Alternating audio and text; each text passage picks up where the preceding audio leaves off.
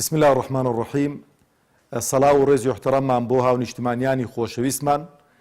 خۆشەویستان، لە ڕابردوو فراکسیۆنی کۆمەڵی ئیسلامی بە 6 پەرلەمانتاریەوە توانی خزمەتی باش بکاتن و توانی لە ئاستی بەڵێنەکانی بێتن بۆ خەڵکی هەرێمی کوردستان و لە هەر شوێنێک بەرژەوەندی ئێوەی بەڕێز و خۆشەویستی لێبوو بێتن.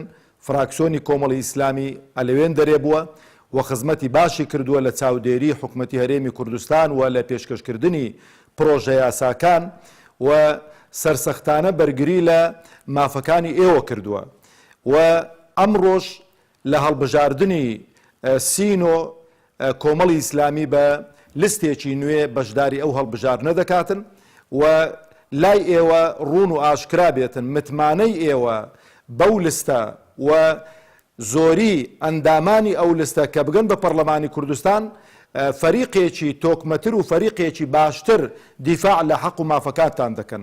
لەبەر من خوازیارم لێرانەوەکو مەڕوان گەڵاڵی کە یەکێکم لەو کاندیدانە هاوکارمان بن، دەستبارگرمان بن بۆی کە بتوانین دیفاع لە حەق و مافەکانتان بکەین و بتوانین بەرگریکارێکی باش بین لە مافەکانتان لە پەرلەمانی کوردستان و چاودێرێکی کارا بین بەسەر حکومەتی هەرێمی کوردستانەوە.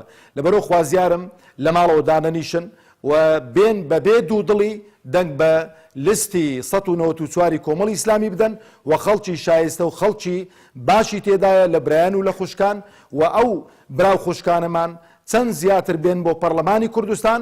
خەڵک متمانەی زیاتر دەبێ بۆ گۆڕانکاری و وەفایەکیشە بۆ کۆمەڵی ئیسلامی بۆ ئەو هەڵوێست و مووقیفانەی کە لە ڕابردوو بوویانە. وە خوازیارم بەبێ دوودڵی و دوانەکەون لەبەرەوەی نەهاتنی ئێوە بۆ سەر سندوقەکانی دەنگدان بوار خۆش دەکاتن بۆ تەزویر و بۆ ساختەکاری زیاتر. خوازیارم کە هەموو لایەکتان موفق بن و خوای پەروەردگار سەرکەوتوتان کە بۆ بڕیارێکی ڕاست و دروست بۆ هەڵبژاردننی لیستی کۆمەڵی ئیسلامی. براتان مەڕوان گەڵاڵی ژمارە 2 لە لیستی 194 کۆمەڵی ئیسلامی.